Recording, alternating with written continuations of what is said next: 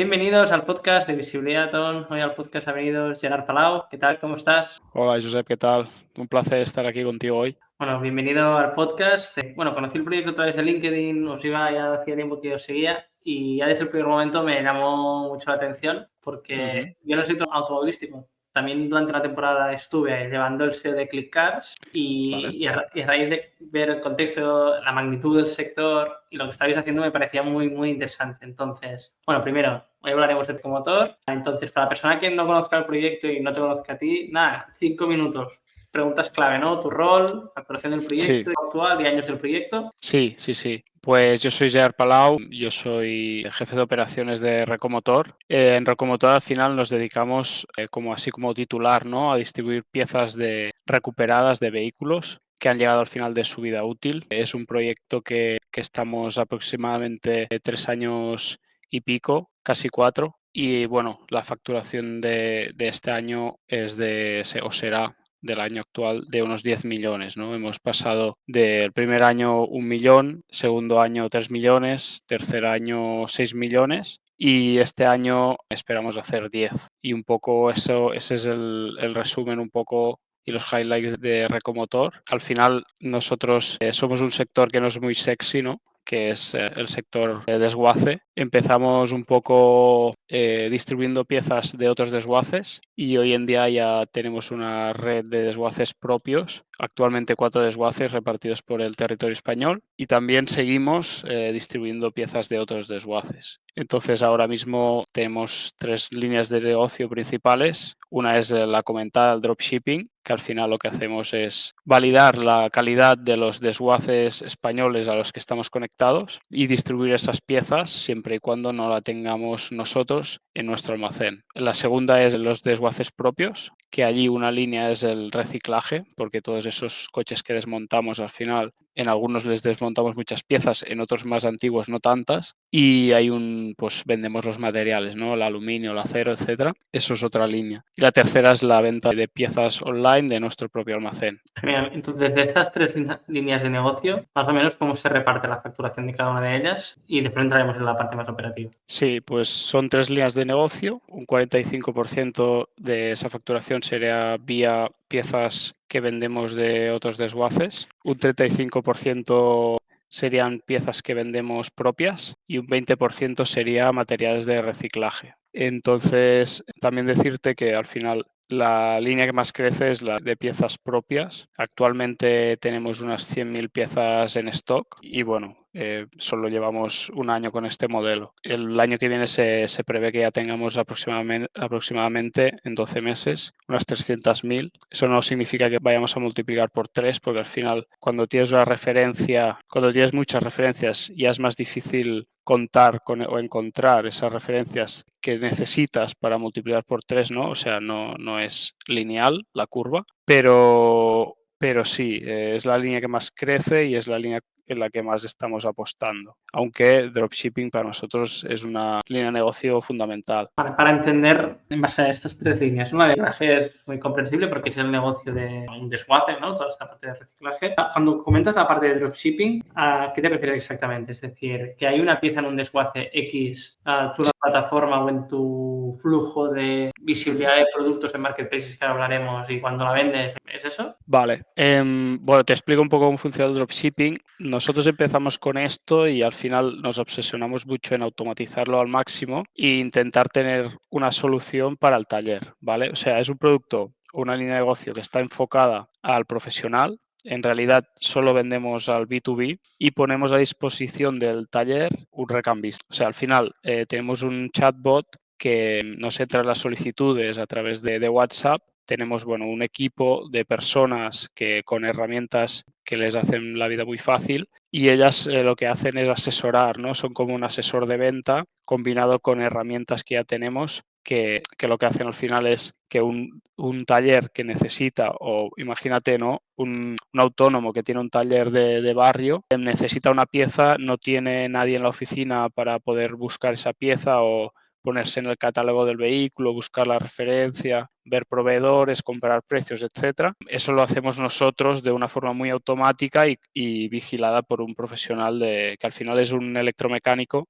que hace la función de recambista. El taller nos pasa una foto de la matrícula y nos solicita la pieza que necesita y nosotros ya directamente vemos las opciones que tenemos en nuestro inventario, que al final se alimenta de los inventarios de los desguaces españoles. Tenemos un scoring según la trayectoria de ventas de ese desguace en cuanto a incidencias y entonces de esa forma podemos certificar una calidad y se toman decisiones en base a precio y calidad del desguace. Entonces simplemente le devolvemos un enlace para que pueda hacer la compra por WhatsApp y es muy fácil porque la mayoría tenemos aproximadamente unos 700, 800 talleres que confían en esta solución y que son recurrentes. Muchos más nos han comprado, ¿no? Pero al final la recurrencia que tenemos en esta línea de negocio son de unos 800 talleres y al final la mayoría pues tienen ya sus datos guardados de envío, de facturación, su tarjeta y fácilmente si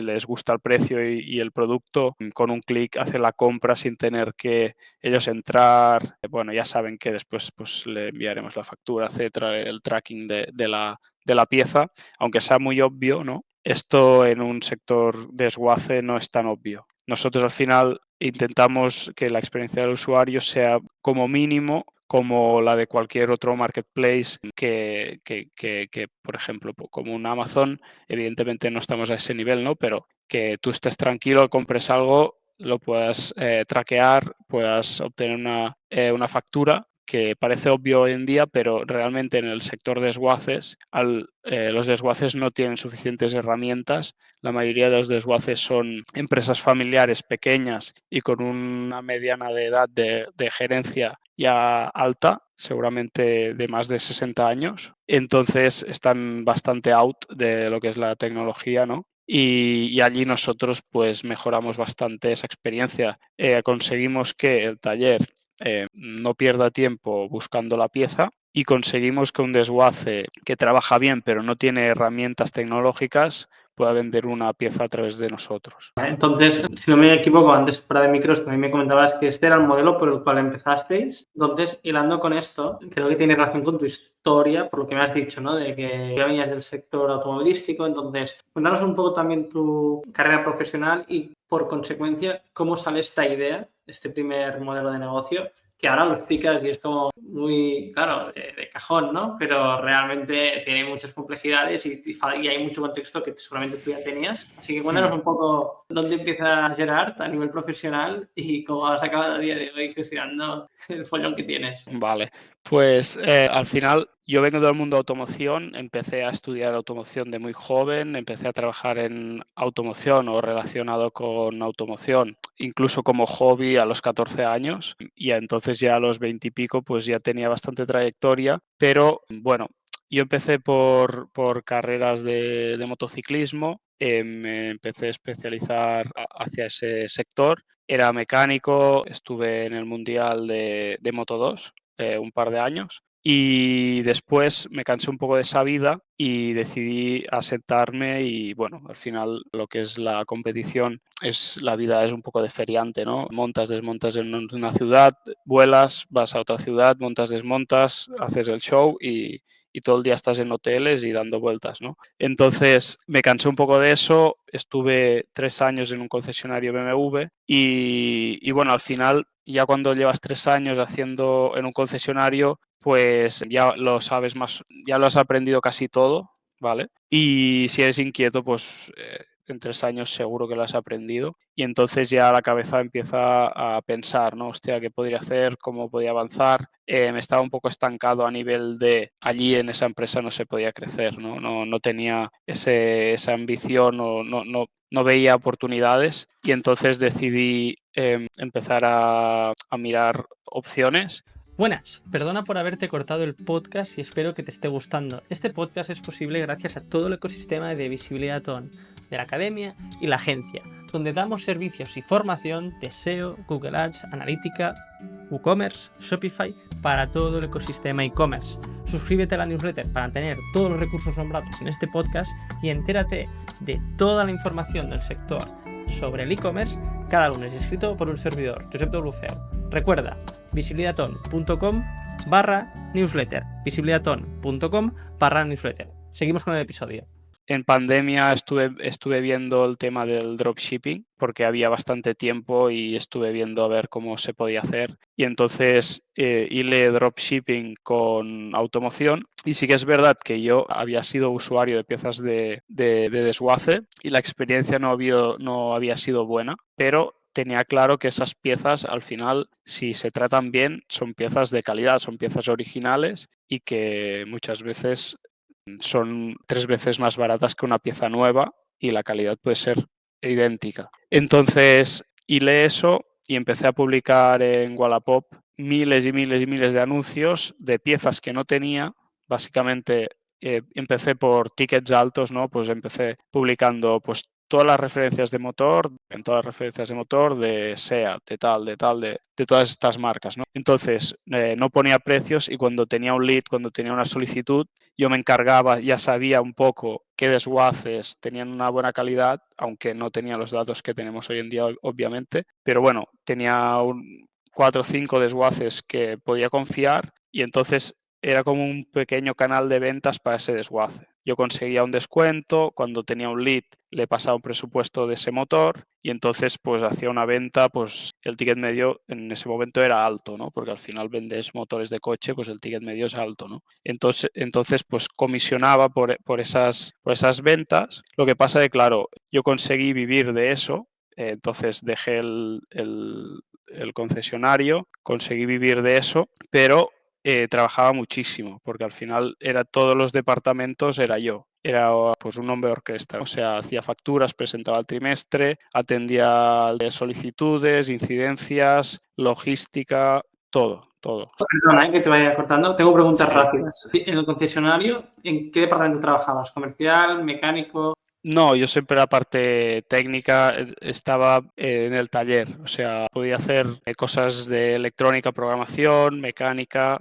O sea, tu Wallapop iba loco. Mientras estabas ahí cacharreando, Sí. paginando el curro. Entonces, mira, a Exacto, ver, no, estabas... sí, cuando vi que traccionaba ya lo dejé rápido, lo del concesionario, porque al final, bueno, pues en ese momento tenía ahorros y me podía vivir un año de ahorros y dije, me voy a lanzar a la piscina y a ver qué pasa, ¿no? Entonces, ya cuando vi que tenía tracción, entonces ya empecé a publicar masivamente y ya me dediqué a eso. Ahí publicabas en Wallapop, en anuncios, en todo cuando tú buscabas el modelo de un motor, entiendo Sí. por lo que me estabas diciendo, es tú lo publicabas sin precio y cuando te empezaban a llegar leads, tú lo que hacías, lo que explicabas al principio, ¿no? Tenías como tu red de desguaces y cuando consigues la venta, claro, tenías que preocupar que llegase bien, que no se hubiese roto nada, ¿no? Y te pagaba el desguace. O sea, perdón, te pagaba el cliente. Sí, la transacción era el desguace, como ya era un cliente recurrente del desguace, le decía, mira, resérvame este motor 3 días. Entonces, esos 3 días conseguía el pago del cliente y directamente, pues, yo ya pagaba. O sea, el cash flow era siempre positivo porque no tenía que invertir nada. Simplemente con el dinero del cliente, una vez me pagaba, yo hacía el pago y muchas veces incluso yo pagaba 30 días al desguace, ¿no? Entonces, pues el cash flow era muy fácil en ese momento y no había mucho riesgo, la verdad. O sea, era fácil. Vale. Entonces, evidentemente, aquí empiezas, o sea, quemas los barcos, te dedicas al 100% a esto. ¿Esto qué año era, más o menos? Esto era 2020, 2019, 2020, más o menos. Entonces, ¿durante cuánto tiempo? Entiendo que estabas tú solo, ¿no? Sí. ¿Durante cuánto tiempo estás haciendo esto tú solo o evolucionando? Sí, estuve un año y pico, casi 2 años. Entonces lo evoluciona en que ya un momento que yo ya tengo, bueno, un salario que puedo vivir de ello rápidamente, ¿no? Y voy tirando, pero veo que, ostras, me vuelvo a encontrar en la misma situación que estaba un poco en el trabajo anterior, ¿no? O sea, ya he tocado techo como, digamos, freelance, ¿no? O como autónomo. Y ahora pues ya busqué otras salidas y en ese momento pues estuve mirando de asociarme con alguien, ¿no? O sea, mi ambición era, o sea, tengo algo que es un negocio realmente porque sin tecnología ni sin escala ya da dinero. Entonces, simplemente era una cuestión de aplicarle tecnología y escala y mejorar a nivel comercial, precios, descuentos, crédito con los proveedores, etcétera. Y digo, vale, pues es un poco raro cómo conocí a mi socio, ¿no? Porque al final, hablando así con un amigo, que al final mis amigos no están muy metidos en startups, sí que igual en empresas familiares y demás, pero en startups no. Y me dice, mira, tengo un conocido que ha vendido su empresa a través de esta web de la Generalitat de Cataluña. He entrado por curiosidad y he visto que también hay gente que reemprende. Reemprende significa que negocios antiguos que están allí X, se jubila el anterior propietario, viene un chico joven, aplica conocimientos de tecnología, etcétera, y pues lo reflota o le va mejor o lo que sea, ¿no? Y hostia, qué curioso, voy a entrar. Entro y veo a alguien que quería reemprender, ¿no? Que tenía la ambición de reemprender y veo pues más o menos las mismas características que yo. Chico, automoción, capacidad de inversión, tal y cual, no sé qué, Barcelona. Y digo, bueno, pues voy a aplicar. Al final yo tengo una empresa que bueno, da buenos resultados. Aunque sea pequeña, voy a aplicar. Y casualmente, pues mira, las personas que gestionaban esa web nos pusieron en contacto, empezamos a hablar. Mi socio Jan venía de una startup de gestoría online de vehículos. O sea, el go-to-market era muy parecido, porque al final contactaba pues, con talleres, con particulares que querían hacer. Era muy similar al final. Y él era el CEO, pero no tenía prácticamente acciones y también estaba en un punto que estaba un poco estancado, estaba un poco limitado. Por ese él decía, vale, pues soy el CEO, vale, tengo un sueldo y demás, pero esto no lo puedo llevar a otro nivel porque al final, bueno, sí que puedo, pero a nivel personal no tendré una recompensa muy grande, al final no tengo muchas acciones, ¿no? Entonces él decide, bueno, nos ponemos en contacto y empezamos a hablar, él me empieza a ayudar y rápidamente en un mes aplicando cosas similares a la startup, ¿no? O tecnología un poco, pues empezamos a hacer un CRM con un programador freelance, empezamos a hacer tecnología propia, a tener robots autopublicadores, bueno, mil cosas, ¿no? Herramientas. Y entonces eso empezó a escalar. Él vio que realmente era algo que traccionaba rápido y decidió pues apostar por mi empresa y al final pues en 2021 fundamos Recomotor a 50-50. Entonces, dudas rápidas. Esa web tipo Tinder de proyectos generacionales que es de las Generalitat, porque no lo tenían. Sí, se llama Reempresa y la verdad es que entré una vez y ya no he vuelto a entrar. O sea, tampoco te puedo decir mucho, pero entré esa vez a mirar. Encontré a Jan, nos puso en contacto y ya no me hizo falta más, pero bueno, está más enfocada a gente que se jubila que no tiene nadie detrás, ¿no? Que quiera continuar con el negocio. Wow, vale. No tenía para nada ubicada, pero esto para mí lo estoy escuchando también. Si justo ese momento que tú decías del concesionario, o el momento también que se encontraba Jan, estoy muy de acuerdo que es como una buena forma también de emprender, si no tienes nada muy claro, el buscar un proyecto que ya está funcionando generacional, que se lo quieren sacar de encima, que incluso puede que por X o por Y no esté muy bien preparado para venderse y que tampoco sacaría mucho vendiéndolo, pero que entrando energía nueva con conocimientos de base, ya sea de marketing, de tecnología, lo que sea, pues es fantástico. Claro. Creo que es muy interesante porque esto a nivel de e-commerce, por ejemplo, yo lo aplico desde la agencia de que yo estoy en un marketplace que se llama Flipa, que hay lleno de e-commerce que se venden, principalmente americanos, pero que de ahí puedes sacar muchas buenas ideas y si tienes un pequeño capital, pues no empiezas desde cero y después te vas mejorando operativas. Si te puedes saltar esa fase, ¿no? de incertidumbre, pues si tienes el capital y realmente la persona que te lo vende, igual compras algo que realmente vale mucho la pena porque estas empresas normalmente cuando sacas ya el salario del fundador o gerente, ya sacas mucho del gasto que tiene esa empresa y ya tienes ese margen de mejora. Entonces, sí, realmente es buena idea y veo que cada vez más lo aconseja mucha gente. ¿Qué es lo que comentabas? Estáis navegando y me está sorprendiendo, desde empresa de transporte unipersonal, ferrocarril. Hay de todo, sí, hay de todo. Fábricas pequeñas, talleres, sí. dedicarte a la manipulación. Wow. Bueno, lo voy a dejar también por la newsletter porque acabas de abrir un mundo muy chulo. Que es que sé que hay mucha gente que está en esta situación y que incluso está compaginando trabajos. Y si tienes algo de inversión, y tú lo has dicho de forma clave, ¿eh? Si tienes algunos conocimientos de base y sabes hacer algo de marketing, cogiendo estos Claro, proyectos los puedes escalar, ¿no? claro. Muy chulo. Perfecto. Pues siguiendo con la escaleta, estábamos hablando un poco pues, de tu historia, cómo os conocéis con ella, y ya lo has dejado entrever, ¿no? Había una necesidad muy clara. Tú ya lo habías escalado y tú tenías, o la tesis era, vale, si yo me meto aquí, tecnología, podré escalar los procesos y por consecuencia has dicho algo, ¿no? De poner robots y que de esta forma en Wallapop poner anuncios, todo el rato activos los anuncios, vais escalando y mejorando como todo el sistema de trabajo, ¿no? Y ahora sí, entremos en el proyecto, ¿no? 21, sí. 21, perdón. 2021 arrancáis Recomotor con todo el contexto que ya has comentado. ¿Qué tal el primer año? ¿Cómo arranca? ¿Cómo vais? ¿Levantáis inversión? ¿Cuáles son los inicios? Sí, bueno, realmente Jan ya venía del mundo startup y tenía bastante claro cómo hacerlo a nivel de inversión. Yo era nuevo y entonces me dejé guiar, igual que él pues se dejó guiar a nivel técnico, pues cada uno un poco su fuerte, ¿no? Esos inicios, pues al final metemos algo de dinero, en plan poco, 10.000 euros cada uno para que haya, creo que en ese momento asignamos un pequeño sueldo a cada uno y dijimos, vale, pues ponemos un runway de X y si funciona, perfecto. Y si no, pues no pasa nada, ¿sabes? O sea, yo no tenía problemas en jugármela y que si no salía, pues no pasa nada, ¿no? Entonces, bien porque hicimos un pivot que nos sirvió bastante. Dijimos, vamos a dejar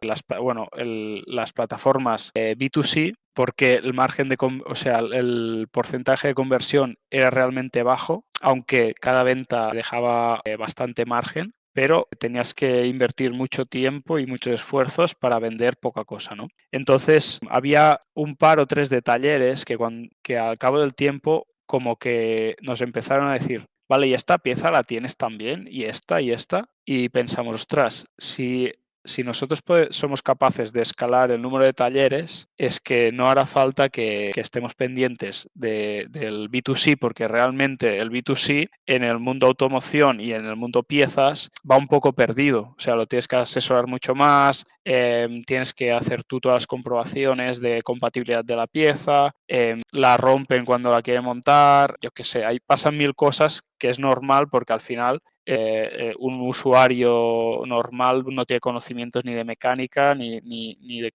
compatibilidad de piezas ni nada, ¿no? Entonces vimos esa palanca, ¿no? De decir, ostras, probamos de sacar, o sea, pivotar hacia el B2B. Entonces, evidentemente, dejamos la parte del B2C activa con los anuncios de Wallapop, etcétera, pero ya empezamos a enfocarnos, a hacer llamadas a los talleres, prueba este servicio, mira, es un WhatsApp, es muy fácil, simplemente agréganos, pídenos una pieza, pruébalo y verás si te sirve o no te sirve. Y así empezamos y poco a poco ya fácilmente, bueno, no sé si fácilmente o no, pero rápidamente los talleres se quedaron, se iban quedando y pudimos ir dejando la parte de Wallapop con piezas de dropshipping, ¿no? O sea, al final el dropshipping lo que te permite es escalar muy rápido y no tienes problemas de caja porque siempre cobras antes de comprar, ¿no? Pero tienes poco control sobre lo que pasa con esa mercancía, ¿no?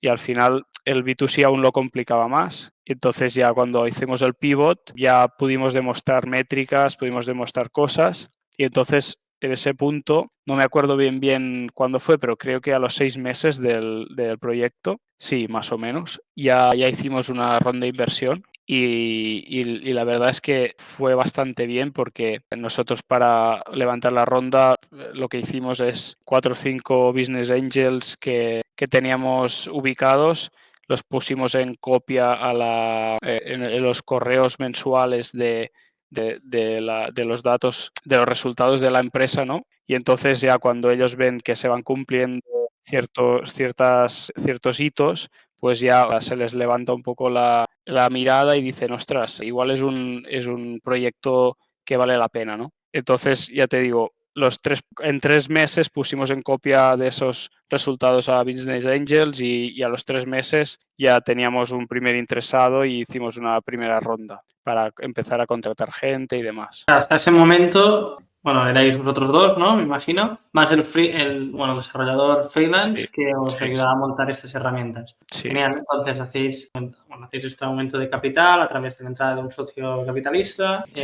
Con este dinero, ¿cuál era? Claro, al final, evidentemente, veían métricas, ¿no? Hitos, como comentabas, pero teníais muy claro el objetivo de esta inversión, ¿no? Escalar con equipo, etcétera. Pero, ¿cuál fue como la consecuencia de esto, ¿no? Sí, pues al final lo que teníamos claro es que necesitábamos una herramienta propia, o sea, y necesitábamos alguien de tecnología, un desarrollador en plantilla. Y entonces fue hacer la ronda y nada, al instante contratar otro recambista, o sea, un recambista, más en ese momento también lo era yo, y una chica desarrolladora para hacer nuestra propia plataforma, un CRM. Entonces allí empezamos a meter funcionalidades y lo que hoy en día, por ejemplo, veo los números, ¿no? Y lo que hemos conseguido es que lo que vendía una persona en un mes, el primer mes o el tercer o el sexto mes de la empresa, no tiene nada que ver con lo que vende ahora una persona, ¿no? O sea, con herramientas realmente yo no era consciente en ese momento,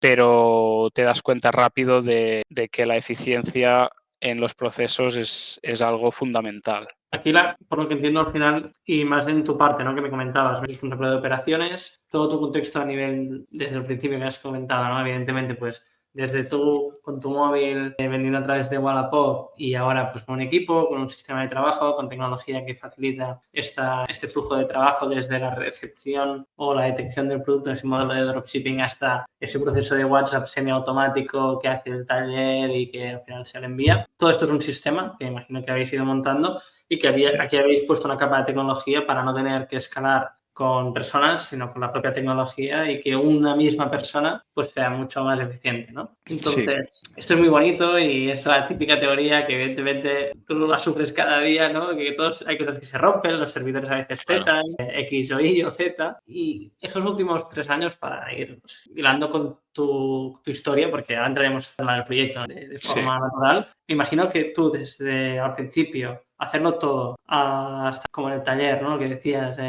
recibiendo producto, haciéndole foto, poniéndole en vuestro RP o como quieras llamarlo, y ahora pues dirigiendo todo esto. ¿Cómo has tenido que ir evolucionando y en todas las patas de la empresa y actualmente cuáles son los retos que tienes, ¿no? Vale, pues al final es bastante natural porque empiezas, te ocupas de lo que sabes, ¿no? En ese momento lo que sabía era vender recambios online y estás en el barro, evidentemente, y vas quemando etapas al final. No es un cambio que tú puedas notar que wow, ¿no? Qué cambio más radical, sino que vas quemando etapas, vas teniendo gente a cargo, les vas enseñando. Pues, por ejemplo, yo empecé pues por la parte de recambios, ¿no? Estuve directamente con 6, 7, 8 personas de recambios a cargo. Después internalizamos una parte de atención al cliente, me dediqué a esa atención al cliente, después tuvimos pues 1, 2, 3 personas, después pasé a logística,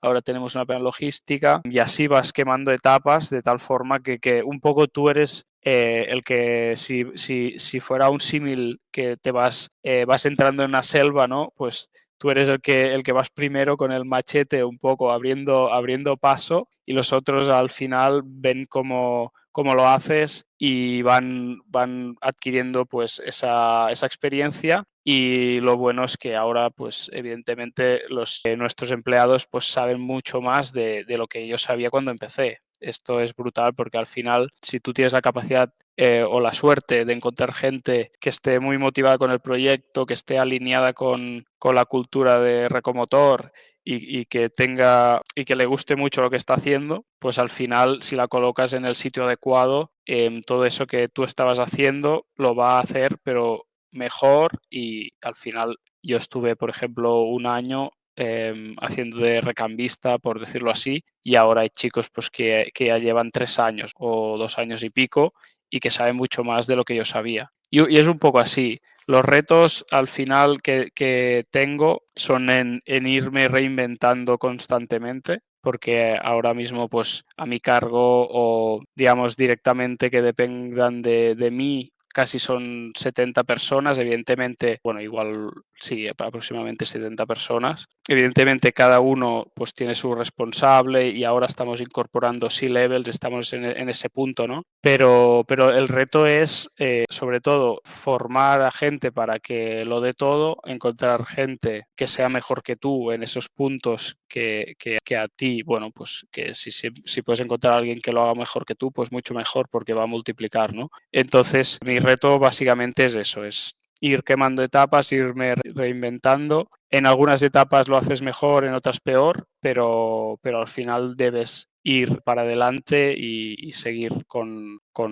todo este proyecto, ¿no? Que ahora mismo ya son 100 y pico personas y ya un poco la responsabilidad ya empieza a pesar. Pero bueno, ahora ya estamos en esa etapa de incorporar gente de mando que está realmente preparada. Lo único que necesita es empaparse de cómo funciona Recomotor y liderar esas personas, intentar que todo el mundo esté alineado, ¿no? Transmitir la cultura es complicado ya con tanta gente y bueno, al final pues estamos en ese punto y para nosotros es nuevo, evidentemente. Nunca antes habíamos estado aquí y lo intentamos hacer cada día mejor y cometemos errores como todo el mundo, pero bueno, pues si le metes ganas, horas y dedicación, pues todo al final sale de una forma u otra, pero acaba saliendo.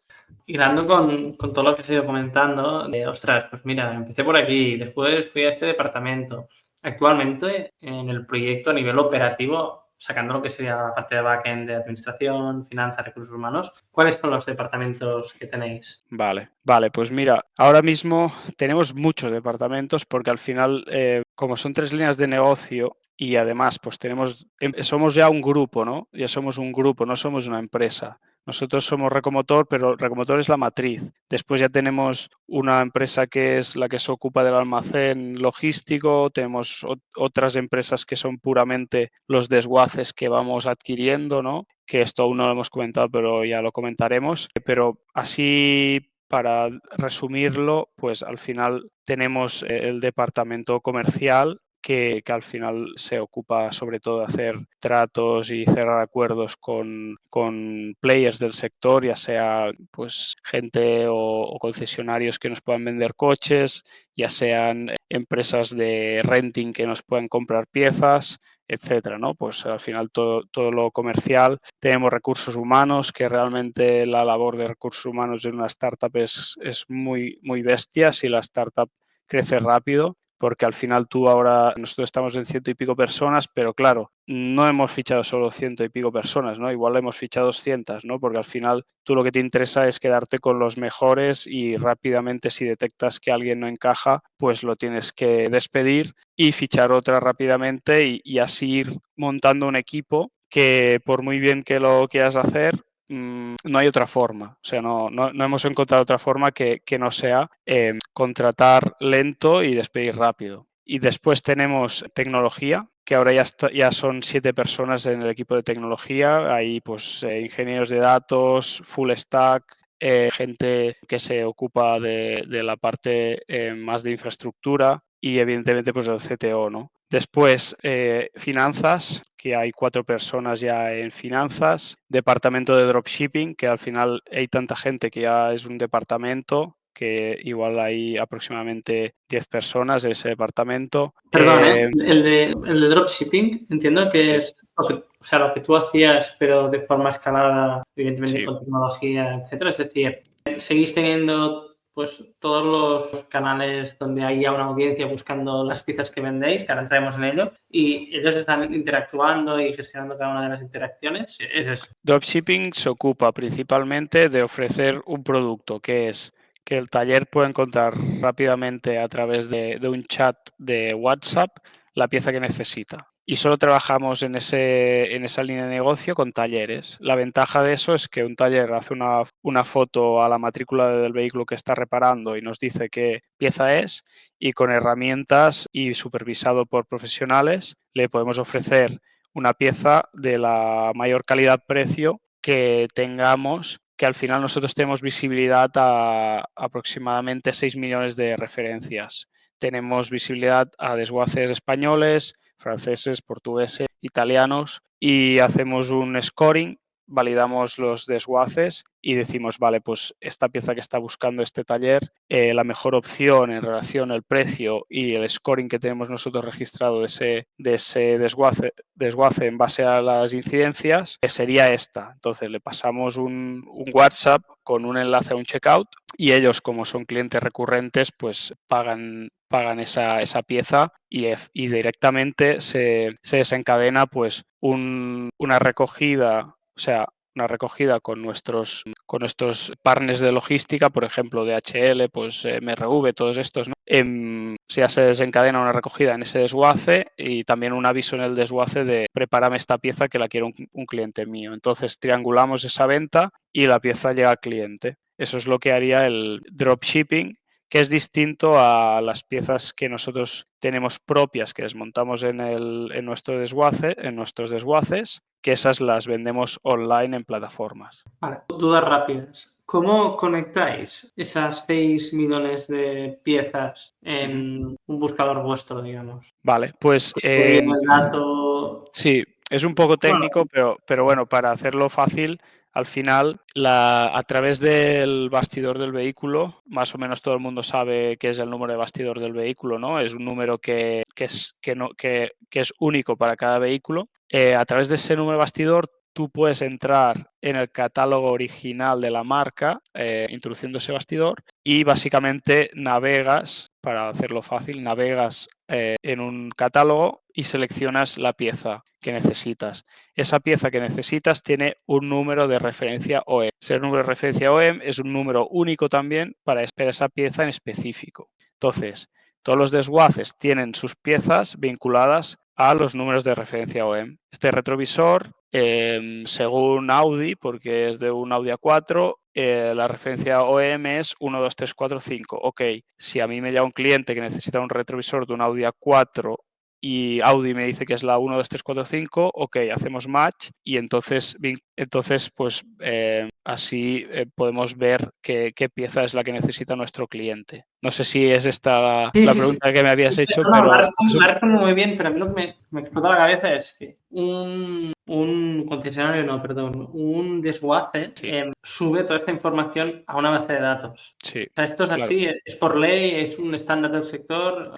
No, ellos simplemente pues intentan... ¿Contactáis vosotros? ¿Les decís que se vinculen a vuestra base? O sea, ¿cómo funciona esto? O sea, es el comercial que llama al concesionario de aquí de Palafrugell, aquí que estoy en Girona, y hey, ponme todo tu catálogo en esta base de datos con un CSV, con este formato. Sí, pues es tal cual. O sea, ellos al final, los desguaces, existen unos 1.000 y pico, 2.000 licencias de desguace en España. Digitalizados habrá unos 200 y que funcionen a nivel serio, que realmente sean buenos, habrá menos, 100 por decir algo, ¿vale? Esos 100 sí. Con los comerciales, hey, sí. Hacemos esto, ¿te interesa? Si no, se hace así, vale, o sea, es esto. Somos un canal de venta más para ellos. Pues igual que le pasan ese CSV o tienen una API que se conectan con eBay, me lo invento, pues también se conectan con Recomotor y nosotros pues le generamos ventas también. Vale, a nivel comercial, o sea, me interesa mucho esto porque ya desde el principio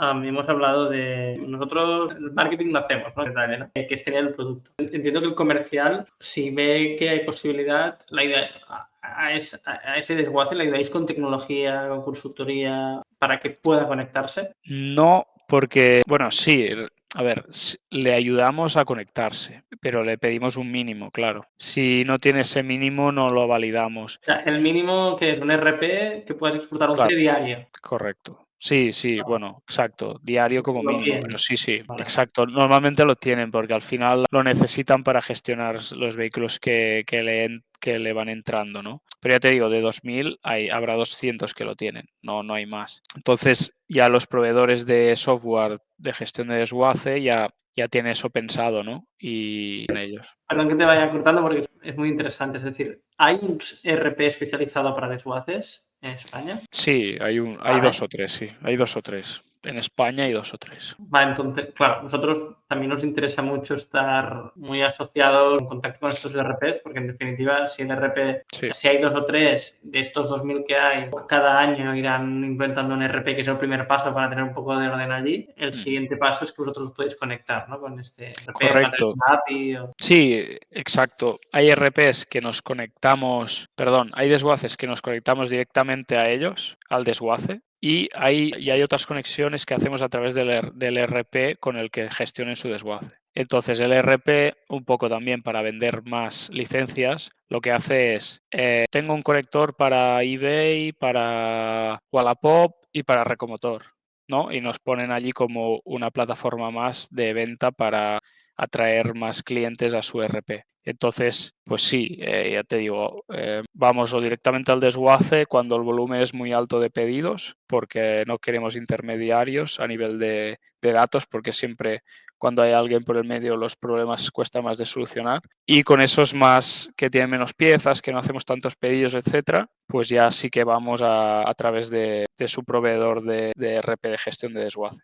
Está flipando esto, ¿eh? Pero vale, ahora estoy, por ejemplo, dentro de un RP que es Seinto, que es un RP específico para desguace. Sí. Qué locura. Vale. No, pero al final mola porque me flipan estas casuísticas que con un Excel tú tienes todos los epígrafes de España. Es decir, el desguace tiene un epígrafe como tal, a nivel de autónomo, me imagino, y tú ya solo con esa base de datos, ahí tienes una fuente de captación de todo el producto, que ahora entraremos en esto, ¿no? Que es lo que decíais, que aquí la clave es dar un buen servicio al taller, esa experiencia. Sí, vale, sí. Genial. Pues, bueno, como nos estás dando a entender, es un proyecto un pelín diferente a los e-commerce que han venido al podcast. Me imagino, sí. Es un proyecto muy, o sea, que la propuesta de valor es muy operativa y es todo lo que has contado, todo el sarao que tenéis montado, porque no es evidente y, hostia, es muy interesante por lo que me has dicho, ¿no? Un sector que no está muy digitalizado, que realmente todo el mundo a día de hoy sigue movilizándose con coche, que se rompen piezas, ¿no? O sea, es muy guay. Genial. Pues pasemos ya a la pata más, que hemos hablado mucho de operativa, pero pasemos un pelín más a la parte de go-to-market, que, ok, ya entendemos muy bien cómo conseguís la pieza, que es la clave del negocio, por lo que nos comentabas. ¿Cómo conseguís principalmente lo que nos has dicho, ¿no? El taller, y también nos has dejado entrever también el B2C, ¿no? Por Wallapop. ¿Cómo conseguís el taller y cómo lo vais escalando? Sí, pues tenemos lo que hemos hecho hasta ahora es básicamente pues contactar con el taller, ofrecer el servicio y bueno, se han ido quedando, ¿no? Al final también el boca a boca ha ayudado mucho porque ellos están acostumbrados a otro tipo de trato con los desguaces y entonces cuando se lo dejas en bandeja, pues ellos ven que allí hay un valor que antes no tenían, ¿no? Y seguramente por el mismo precio. Entonces, ha sido bastante orgánico. Me refiero a que nosotros hemos contactado con la mayoría de talleres, como es evidente, para ofrecernos, pero antes de hacer pues, toda la rueda comercial de todos los talleres, los resultados ya fueron bastante buenos porque vimos mucha recomendación. ¿Vale? El taller hablaba con otro taller y un poco iba increciendo y cada vez pues había más boca a boca. Y al final, pues ahora mismo, pues ya te digo, estamos en aproximadamente 800, 900 talleres que nos compran de forma recurrente y ahora no sé el número, pero son muchísimos más los que nos compran igual pues 3 veces al año, ¿no? Por decir un número. Entonces, el go-to-market pues ha sido básicamente así, pero en el momento que empezamos a comprar desguaces, porque al final el dropshipping es muy bonito a nivel de caja, pero no es tan bonito a nivel de control, ¿no? Porque siempre dependes de un tercero. Entonces, pues como comenté, pues empezamos a comprar desguaces. Actualmente tenemos 4 desguaces y un almacén logístico con 100.000 referencias. Y aquí ha sido distinto. Aquí lo que hemos hecho es intentar publicar ese inventario en el máximo de marketplace de nicho y no tanto de nicho a nivel europeo y con algunos como eBay pues a nivel mundial, ¿no?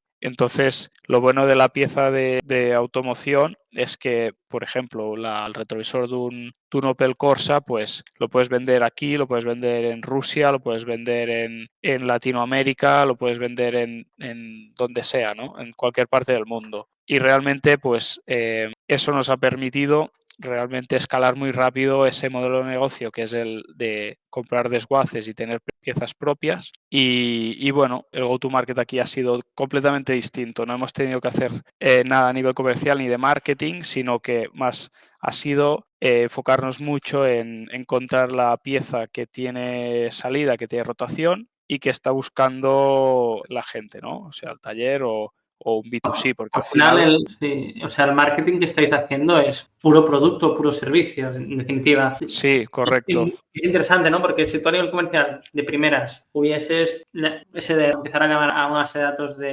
por zonas incluso geográficas de España, de todos los talleres, pero después la experiencia es mala, es como una bala perdida, ¿no? Entonces, lo que estás comentando es, hemos adquirido 4 desguaces, tenemos un centro logístico, por consecuencia, lo que estás haciendo es mejorar, tienes más oferta, más control, das un mejor servicio y aquí los canales de venta ya has dicho que era algo que no estáis inventando la rueda, sino que hay marketplaces que os conectáis allí, como ya hacía el modelo de negocio del desguace, pero multiplicado con lo que ya estabais haciendo anteriormente del dropshipping y ahora con el propio stock de esos desguaces, la captación de producto de los desguaces, ¿no? Sí, son dos líneas de negocio totalmente diferenciadas, aunque tienen sinergias, ¿no? Porque al final los chicos recambistas de dropshipping también venden nuestras piezas. Siempre que la tengamos nosotros, pues... Claro, a nivel de algoritmo del buscador, por decir algo, el que hace esos 10 personas que están haciendo dropshipping tiene la base de datos de todos los que están conectados con todos esos desguaces están conectados y los vuestros propios, ¿no? Y el almacén. Sí, correcto. Entonces, bueno, a nivel de marketing no hemos hecho nada especial, pero sí que podemos hacer, o hemos hecho cosas como, por ejemplo, ofrecer 2 años de garantía, que no sé si es marketing o es producto, pero está entre medias, que bueno, básicamente somos de los pocos o el único player de vendedor o distribuidor de piezas de desguace que ofrece 2 años de garantía, ¿no? Y un poco la palanca que estamos utilizando para crecer es ir conectándonos con el Wallapop de Polonia, el Wallapop de Italia, la plataforma de reparación de seguros de coche de todos los países, un poco quemando, digamos, todas las posibilidades, ¿no? Empezamos por España y vamos creciendo, con más lejos vas, pues menos, al final, menos impacto tienes, porque las piezas de coche pues son voluminosas y el transporte es algo que pesa, ¿no? En el precio total, en el ticket final,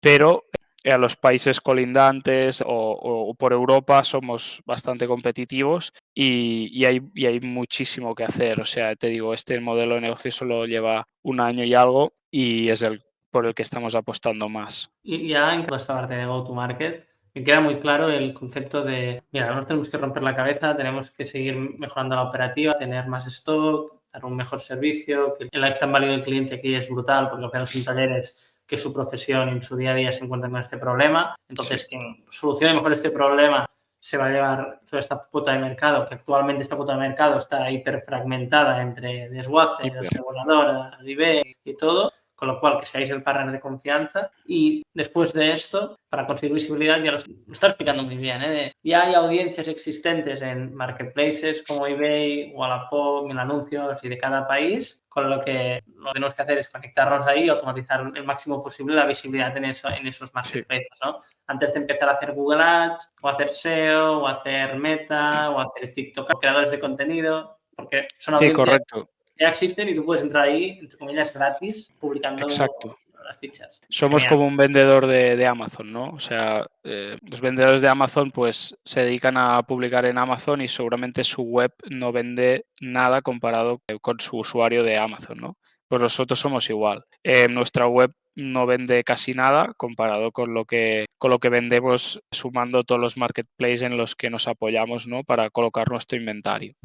O sea, sí mira, justo nosotros cada año hacemos un estudio de los e-commerce que tienen más tráfico y las tendencias que hay a nivel de cómo va evolucionando a lo largo de los años el top 10 en Europa y principalmente en España. Y si hay una tendencia muy clara, que también viene ligada con la pandemia, como lo que está sucediendo con China y Estados Unidos, bueno, toda la logística, de que la parte de lo que es segunda mano ha crecido un montón las búsquedas y sigue creciendo. También incluso un tema de concepto, ¿no? Y también están saliendo muchos negocios aquí. Evidentemente es algo que ya se venía haciendo la parte de desguaces y tal, pero es claro que incluso en lo que sería la automoción, durante la pandemia sobre todo, esto también, entre comillas, os benefició que no hubiesen chips, o que los coches caros, los coches nuevos fuesen más caros y no llegasen, ¿no? Sí, realmente subió. Bueno, pero estos son beneficios al final a corto plazo, ¿no? Porque al final todo se va poniendo en su sitio. Porque sí que es verdad que los precios de los vehículos han subido mucho, incluso los vehículos usados, ¿no?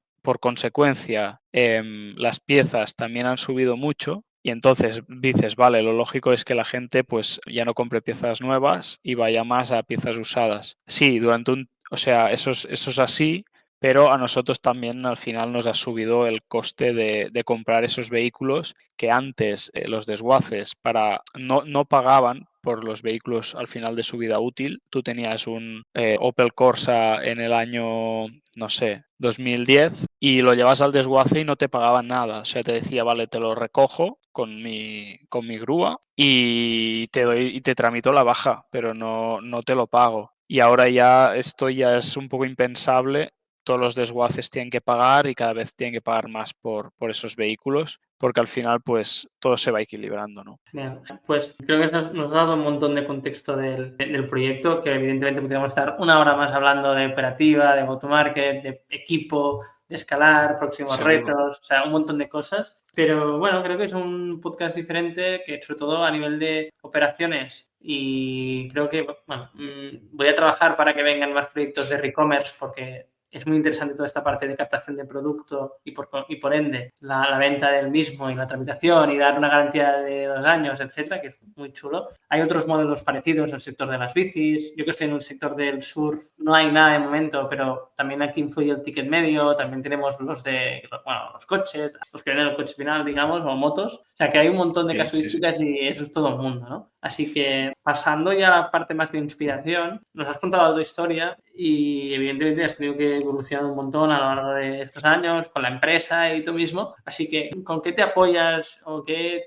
libros, podcasts, creadores de contenido intentas consumir cuando puedes, evidentemente, y te ayudan, ¿no?, a estar siempre un poco activo en cómo gestionar equipo, etcétera? Sí, al final lo que intento es inspirarme no tanto de personalidades, sino de acciones, ¿no?, que han hecho puntualmente personas, ¿no? Porque al final cada uno pues tiene su situación y tiene sus puntos fuertes, sus puntos débiles, y un poco lo que yo intento es ir construyendo mi historia basándome en cosas que me llaman la atención de otras personas y que puedo aprovechar. Y bueno, y no, por decirte algo, nunca he tenido a alguien como un referente, ¿no? Pero sí que he tenido pues un montón de personas que, escuchando sus historias o sus vivencias o empresas que han montado, pues dices, ostras, esto es brutal, ¿no? Esto lo tengo que aplicar. Entonces, como podcast, pues sí, me gusta mucho el podcast de ITNIC porque entran mucho al detalle en la tecnología que utilizan, en negocio, ¿no? Al final me suelen aburrir esos podcasts que son demasiado superficiales, ¿no? Que solo miran, por ejemplo, facturaciones o se quedan un poco con la historia a la mitad. Y me gustan más esos que entran más al detalle, que explican más, que dices, vale, pues ahora entiendo y conecto cosas, ¿no? Y bueno, con el podcast de INC, pues me suele gustar la mayoría de episodios que van publicando. Y a nivel, pues, libros y así que pueda ir leyendo, pues, el último que he leído, por ejemplo, para tener algo, una idea es... ¿Qué libro nos recomendarías? Sí, pues el último que me he leído, por ejemplo, es Young to Gold, que es el fundador de Copart, que al final lo que me parece que empieza su historia en el año 50 más o menos, y es un emprendedor americano que lo que hace es empezar a un desguace desde cero, que antes los desguaces eran muy distintos, evidentemente, pero como que está muy avanzado a su tiempo y lo que era una chatarrería lo convierte en un desguace y va abriendo distintos desguaces y después pivota a vender, a vender directamente el vehículo siniestrado como subasta, y ahora está en la mayoría de países del mundo. O sea, está en la mayoría de países del mundo y bueno, la historia es brutal porque en 60, 70 años se ha convertido en una empresa brutal, ¿no? Bueno, esto lo voy combinando con otros libros de menos que no tienen nada que ver, ¿no? con el sector automoción, que son más a nivel personal de motivación para estar siempre un poco motivado, estar pendiente y estar activo, digamos, y que las ganas no se vayan perdiendo. Y bueno, esto es con lo que yo me voy inspirando y con lo que yo voy, digamos, consumiendo para estar siempre inspirado, ¿no? Genial. Para ir encargando el podcast, e-commerce que te gustan, que dices, ostras, esta gente lo hacen bien y me gustaría recomendar. Sí, pues mira, hace poco, bueno, voy a recomendar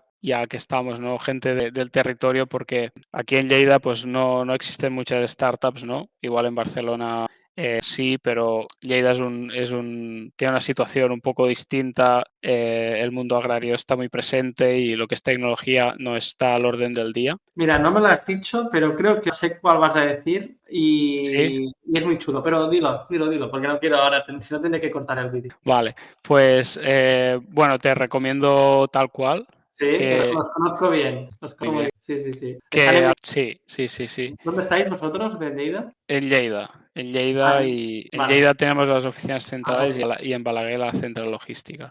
Y sobre todo porque al final es un proyecto que seguramente encaja digamos, en los proyectos en los que tú te fijas porque ellos sí que el marketing es muy les importante voy a para hacer ellos. venir a Uriol le voy a hacer venir al podcast. Ahora que lo dices. Pues Ya que he hablado con él varias veces, ¿eh? Pues sí, porque ellos sí que están todo el día batallando a ver cómo convierten más clientes, que al final la mayoría de los proyectos funcionan así, ¿no? O sea, pero bueno, nosotros tenemos la suerte o la desgracia de que no tanto. Y al ser de Lleida, pues me va anillo al dedo. Perfecto. Pues lo voy a dejar por aquí. También había alguno de componentes, pero también tenías otro del ecosistema, que también lo estaban haciendo muy bien y que estaba bien bichear un pelín. Sí. A nivel marketplace, también que con un marketing brutal. En nuestro sector existe una empresa portuguesa que se llama Biparts, que se ha posicionado en la mayoría de países y es brutal, ¿no? Como desde un pequeño pueblo de Portugal puedes escalar un negocio de tal forma pues que al final venden la empresa al grupo Stellantis, que es un grupo de automoción muy grande. Y bueno, y creo que con pocos empleados, una startup en Portugal es algo que tiene mucho mérito.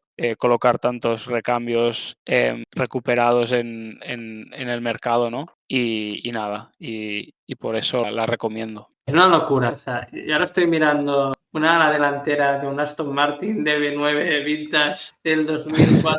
Es una locura. Ellos se conectan con desguaces de toda Europa y la verdad es que el stock es brutal. Entonces, lo que no está allí prácticamente es que no existe. Entiendo que, o sea, el modelo, a diferencia de vuestra casuística, que es más operativa, incluso lo que habéis dicho, ¿no? A comprar desguaces, operarlos, tener un centro logístico, intermediar, ellos se han centrado solo en la parte de, digamos, dropshipping, su base de datos, ¿no? Y, Sí. bueno, siendo el Amazon de este sector, ¿no? Pero ellos no intervienen ni en el envío, ni atención al cliente, ni a hostias, sino... Bueno, sí que intervienen. Lo que pasa que de otra forma, ¿no? O sea, al final dejan mucha responsabilidad al lado del desguace, pero sí que intervienen. O sea, al final ellos también buscan, como todo el mundo, intentar dar la mejor atención al cliente y no les queda más remedio que solucionar también problemas porque en este sector pues es inevitable, ¿no? Pero claro, nosotros en ese nicho de puramente marketplace no queríamos competir porque sabemos lo competido que está y buscamos otro modelo distinto porque no queríamos competir a ver quién pagaba mejor el primer anuncio de Google, ¿no? O sea, no queríamos estar allí. Sí, pero es muy fuerte, ¿eh? Es verdad que pones un modelo, pones el coche, te ponen las fotos del coche siniestrado Sí. y te ponen las mecánica, alternador, intercooler, motor de arranque. Sí, señor, sí. Todo Lo lo- tienen bien montado, sí. Genial. Pues ya llevamos casi, bueno, no, llevamos una hora hablando del proyecto. Yo, la verdad que es de los proyectos que a nivel operativo me han flipado más, he sido bastante más diferente porque en ningún momento hemos hablado de SEO ni de Google Ads, que es un poco lo que me gusta tocar, pero porque es que tenéis un reto brutal, es un mercado muy interesante y todo lo que estás haciendo y tu historia de hacer tu dropshipping a tener 3 modelos de negocio diferentes, una locura, así que felicitarte. Y a modo también de agradecimiento y para la persona que nos ha escuchado hasta aquí, a hacer un pequeño resumen de la trayectoria. Pero bueno, primero me quedo con tu contexto de, hey, yo estaba en un concesionario, veía que no podía evolucionar mucho más y ese hambre de querer crecer. Y me ha flipado el hecho de tú tenías la capacidad de con tu tiempo, sin poner dinero, generar una venta y por consecuencia quedarte tú un porcentual. Y a veces es lo de siempre, ¿no? Que si tú encajaste muy bien tu experiencia, todo tu recorrido y el ser, es así, ser astuto y entender, mira, pues aquí hay gente que busca, aquí hay gente que... y tú estabas en medio, ¿no? Con lo cual, esto te dio una experiencia, un contexto y por ende, que a día de hoy, ¿no? Facturación de 10 millones de euros, más de 100 personas en gestión, una locura. Así que, de mi lado, facilitarte porque no es obvio ni es evidente. Creo que tenéis un gran curro por delante y nada, para la persona que ha llegado hasta aquí en el podcast, estoy seguro que algo se le habrá quedado, alguna idea habrá tenido. Por ejemplo, a mí una de las cosas que me ha gustado mucho es, tenemos una propuesta de valor muy clara, la operativa la teníais, pero el cliente no era el adecuado. Y en el momento que cambiasteis el enfoque y os fuisteis al taller y no al particular, el modelo tenía mucho más sentido. Y esto pasa mucho, que a veces tienes una propuesta de valor muy buena, pero la estás ofreciendo a alguien que no la está viendo, ¿no? No aprecia, sí, exacto. Y por consecuencia no escalas. Y la culpa no es del cliente, eres tú que no has entendido sus problemas, ¿no? Y aquí el que pagaba era el taller. Así que muy bien visto. Sí, señor. Muy Sí, bien. sí. Así que nada, para la persona que ha llegado hasta aquí, agradecerle un montón, que si le ha molado el podcast, evidentemente lo comparta, porque al final el tiempo de Gerard es limitado.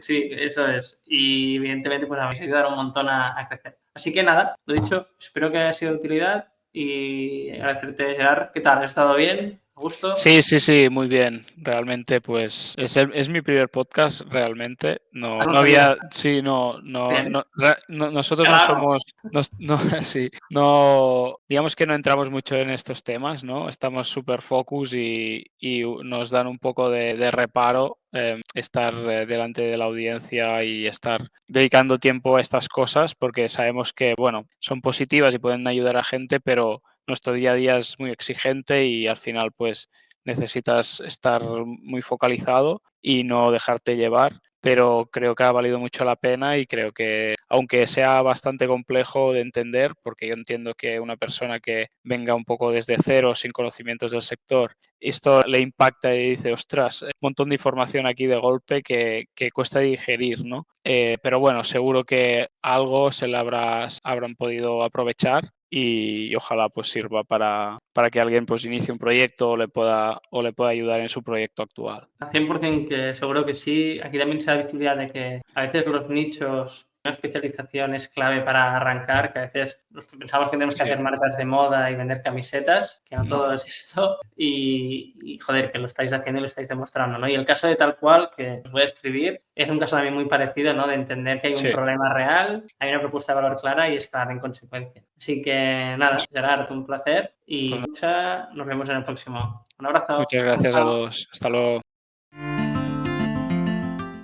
Retos a nivel profesional que tuviesen, obviamente han habido un montón, ¿no? Pero que te quedes con uno y mientras yo iba hablando vas así pensando y que hubieses dicho, hostia, ojalá me lo hubiesen explicado antes y la hostia no hubiese sido tan dura, ¿no? Bueno, al final el reto principal es el trato con las personas, ¿no? Cuando vienes un poco desde cero y con una mentalidad que piensas que la gente es como tú, ¿no? Porque al final lo que todo el mundo suele pensar es que lo que te gusta a ti o lo que a ti te mueve es lo mismo que le mueven a las otras personas y el incentivo y la propuesta de valor tiene que ser similar a tus gustos, ¿no? Pues esto sí que ha sido para mí un reto en ponerme en la piel de otras personas, sobre todo pues trabajadores evidentemente, que tienen otras realidades, ¿no? Y otros objetivos y que al final, bueno, te tienes que adaptar a ellos, tienes que tratar de entenderlos bien. También, bueno, en esta época en la que vivimos, el tema de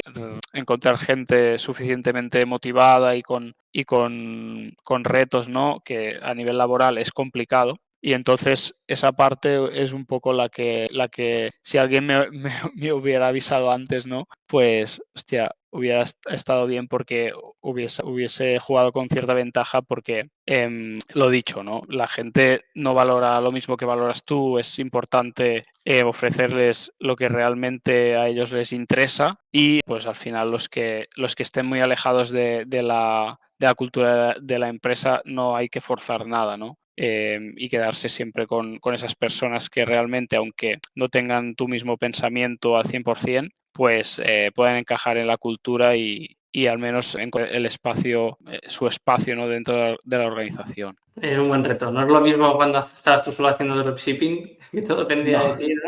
Claro. A gestionar equipos, que es el reto que estáis teniendo ahora, Sí. que es un gran reto, porque, bueno, no sé cómo lo planteáis, si fichar a gente de fuera o de la casa que vayan subiendo. No, como yo no tengo experiencia en esto, no te puedo aconsejar para nada, pero Bueno, es un mix. sí, evidentemente que no es obvio, así que muchos ánimos. También aquí entra mucho autoconocimiento, ¿no? De lo que comentabas, ¿no? Saber pues, empatizar y tal, que está muy manido y es muy fácil decirlo, pero a veces tienes que contar hasta 5. Yo a veces estoy en reuniones de equipo y tal y, hostia, cuenta hasta 5 porque tienes que acabar y ya después hablas, ¿no? Porque es esto. Al final, también como entiéndeme, es tu proyecto, ¿no? O con tu socio, lo vivís un montón y es coherente en lo que comentabas de que no todo el mundo lo tiene con la misma intensidad y esto también, bueno, pues tienes que ser consciente y es jodido. Es sí. Es algo que hasta que no lo vives no sabes cómo funciona. Y es algo difícil de adaptarse y si no tienes mucha flexibilidad y te sabes adaptar, puedes llegar a chocar, ¿no? No, es muy complejo escalar. Claro. Ahora es una organización grande y tú ya no te enteras de todo, es que es imposible. Y como Es no imposible. haya una... Bueno, es que Claro. no funciona. Eso es. Genial. Pues gran aprendizaje y reto que tenéis, además de muchos más. Y ahora sí que sí, gracias por haber venido al podcast y para la persona que nos está escuchando, nos vemos en el próximo. Un abrazo. Chao, chao. Muchas gracias. Hasta luego.